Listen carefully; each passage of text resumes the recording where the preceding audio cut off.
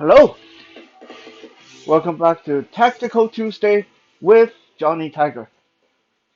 The date is August 11, 2020, and we are here to wrap up the self-defense versus martial art series. This is the last segment in this topic. Today we're talking about when you're fighting on the ground. What's the major difference between self-defense and martial art?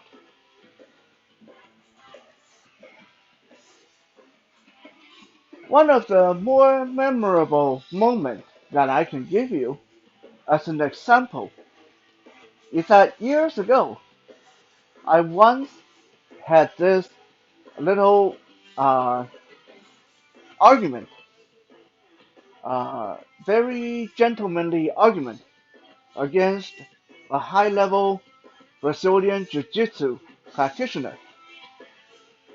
He believed that the Brazilian Jiu Jitsu was uh, more useful than what we were teaching in Israeli Krav Maga. As a result, him and I had this little argument, and I basically told him, okay, tell you what, you do your jiu-jitsu. So you do anything you can uh, where your jiu-jitsu is concerned. And I will do my Krav Maga. And I will be armed with a training knife. If at any point you can make me submit or choke me out or make me tap or whatever, if you can best me before I get in a fatal cut on your person, then I will say you are right. And just to be fair, of course, I start the match with my hands empty.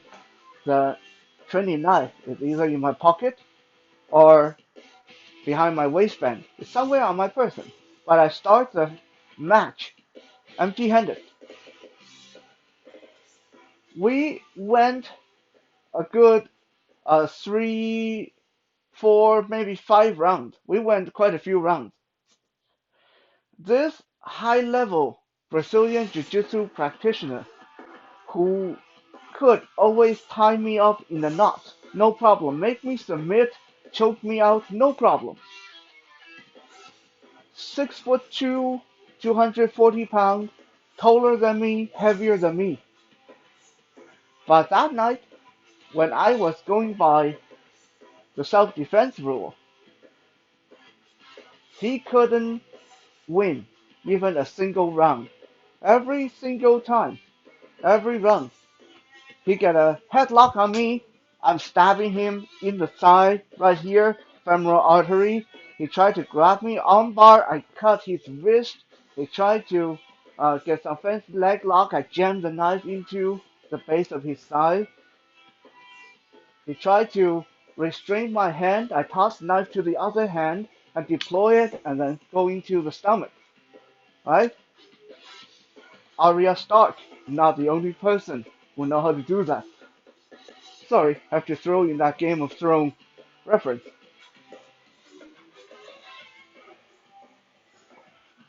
The point is, when it comes to fighting on the ground, what you will experience out there will be very, very different from what you are trained to do in here. There are 7 things that you don't want to do when you are in a self-defense situation on the ground. And rule number 1 is don't think you are doing Brazilian Jiu-Jitsu. This is not me talking uh, bad, talking down about Brazilian Jiu-Jitsu. I have a lot of respect. I really love Brazilian Jiu-Jitsu. I have a blue belt myself, and I really love Brazilian Jiu-Jitsu. I clocked in a lot of time in that sport. But if you go into a street fight if you're going to a street brawl, if you're going to a self-defense situation, and you are down on the ground and you think you are doing Brazilian Jiu-Jitsu, you are going to be at a great disadvantage. And here are why. Here are reasons why. Number one, you will kind of think that you shouldn't be striking just because you're on the ground. You're going by Brazilian Jiu-Jitsu, so you're going to be trying to work for arm lock. You're going to be doing wrist lock. You're going to be doing head lock. You're going to pass up a lot of opportunity where you can end the conflict really quick by striking. Number two is because you are going to ignore obvious places of attack: eyes, nose, ears, throat, fingers. Okay? If I'm in a confrontation with someone on the ground, I'm not going to be worrying about armbar or Gamora or headlock or cross-collar choke. I'm going to, as soon as they give me their hand, I'm going to grab and break every finger on their hand. No finger, no threat. They can't use a knife against me if they don't have fingers. That's working. Okay? If they try to kick me, I'm going to try to disable their lower half. I'm going to try to break their toe, break their ankle, break their knee. These are things that you are not taught to do in most Brazilian Jiu-Jitsu situations. It's frowned upon to even do a proper ankle lock in most low-tier competition. I love ankle lock. You are not allowed to do things like grab the person's ear, twisting their head around, things like that. So you're going to miss out on a whole lot of opportunity if you go into a ground fighting situation thinking you're going to be doing Brazilian Jiu-Jitsu.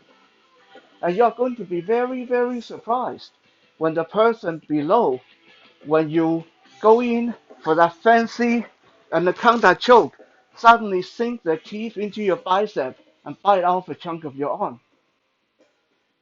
Because they are not doing Brazilian Jiu-Jitsu.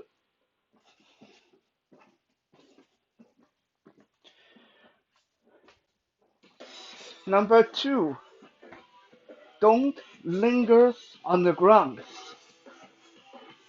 Back in the early days of Krav Maga, when we were doing combat exams, we had a rule that if you get taken down to the ground, if someone throw you or take you down to the ground, you have to be back on your feet within 5 seconds.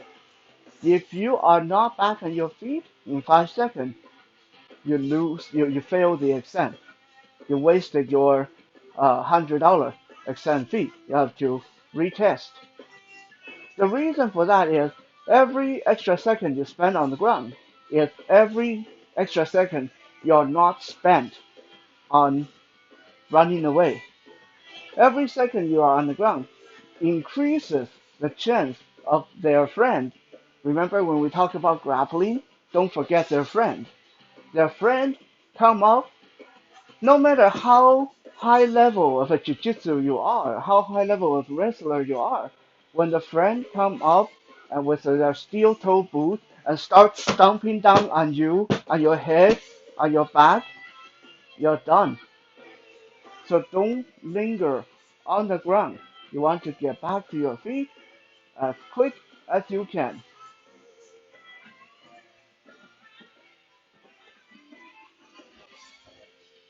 Number three, don't rush back to your feet before you properly neutralize your target.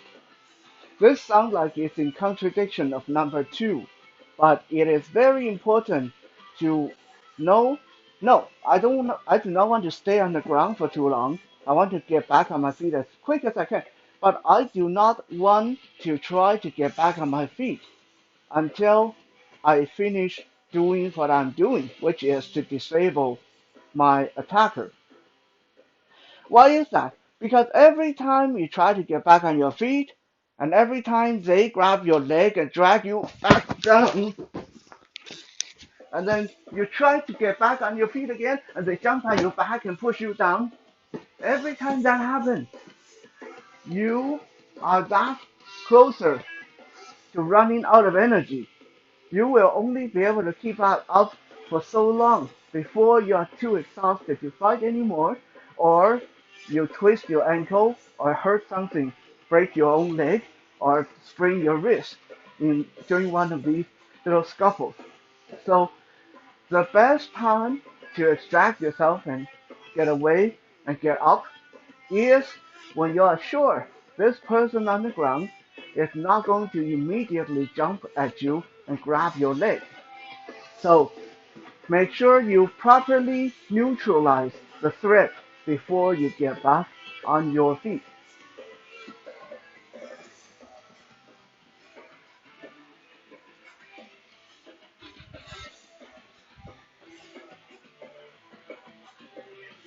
Number four, don't end up on the bottom. Now, sometimes you just don't have any choice for that one. Sometimes it's not up to you. But within your control, even when you're on the bottom, try to always get to a better position as fast as you can. Again, this is not jujitsu.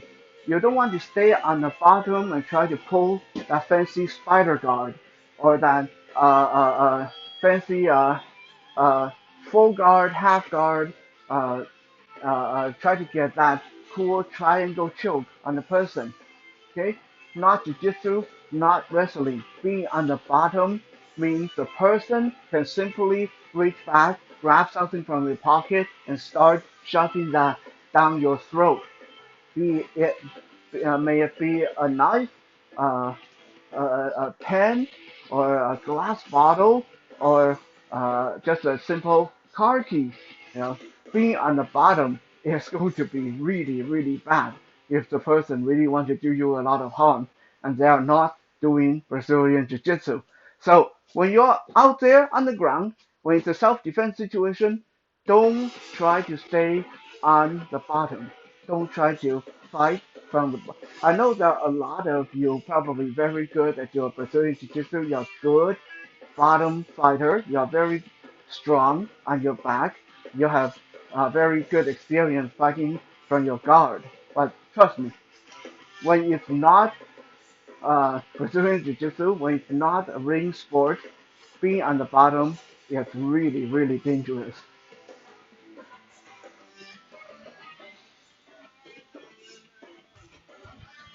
Number five, in the eventuality that you do end up on the bottom, don't be on your stomach. And this includes the one position that a lot of people favor, called the turtle. What is the turtle? The turtle is in Brazilian Jiu-Jitsu. I get down on my knee and elbow and I cover up and curl up almost like a ball. I'm here on my knee and my elbow. I tuck my head in so the person can't really choke me or can't really do anything with me.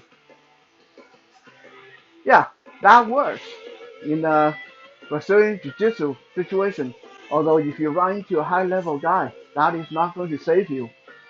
Out there on the street, if you curl up like a turtle position on your hands and knee or your elbow and knee, the other person is going to start kicking you to death. And with the back of your neck exposed, that is a really bad news. Okay? Don't end up on the bottom, and if you do, do not end up with your belly to the ground or in the turtle position. Any belly down position, no no.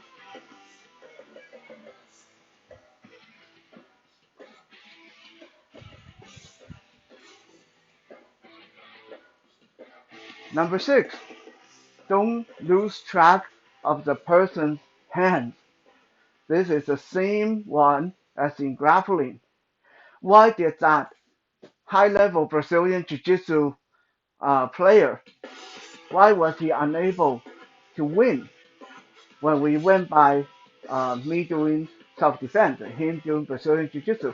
Because there's simply no way for him to try to secure any kind of really good lock without temporarily losing track of one of my arm or the other one. And as soon as he lost track of one of my hand, the knife come out and I could finish the match with getting a fatal kill, a fatal stab, or a fatal slash. So do not lose track of the person's hand. And we are not even only just talking about the weapons they might have on them. Sometimes there are things on the ground that they can just grab and hit you with. They can throw sand in your face. You lose track of their hand. Sometimes they can grab your weapon. Remember that. When you are grappling with someone on the ground, you're in very close proximity. If you lose track of their hand and their hand glide down the side of your body and oh, what's there? Feel a knife there. They simply take that knife out and go right into your side, right? So do not lose track of their hand. If possible, disable their hand. Like I said, fingers, get rid of the fingers, get rid of the wrist as fast as you can when you're down there grappling on the ground.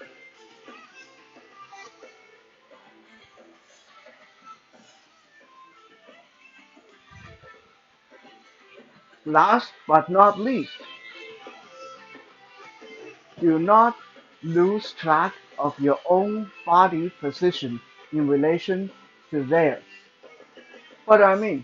If I'm on top because I believe I don't ever want to be on the bottom, if I got the person pinned, I want to be very aware that I'm not leaning too far back so they can kick me in the back of the head. I don't want to lean too far forward because they can suddenly lunge forward and bite me on the face.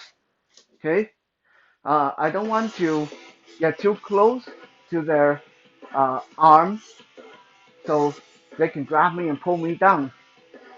So I want to be very aware of how I'm sitting, how I'm kneeling, how I am moving at all times. Be aware of my body position because all it takes is one mistake for them to get an advantage on you. To use another Game of Thrones references, for those who have seen it, the Red Viper versus the Mountain. Enough said. The Mountain was slower and more stupid and not as skilled, but the Red Viper made one simple mistake and lost the entire match, plus lost his own life to a much more inferior opponent. Out there for self-defense on the ground, it works exactly the same way.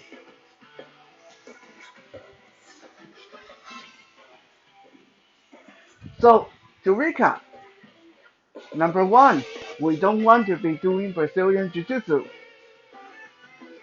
Number two, don't linger on the ground. Number three, don't rush to get up before you complete your attack. Number four, don't end up on the bottom. Number five, if you end up on the bottom, do not end in the belly down position. Number six, do not lose track of their hand.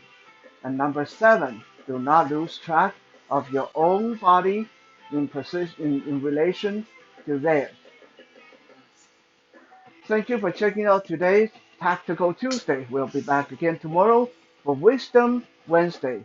For now, have a good night and stay safe.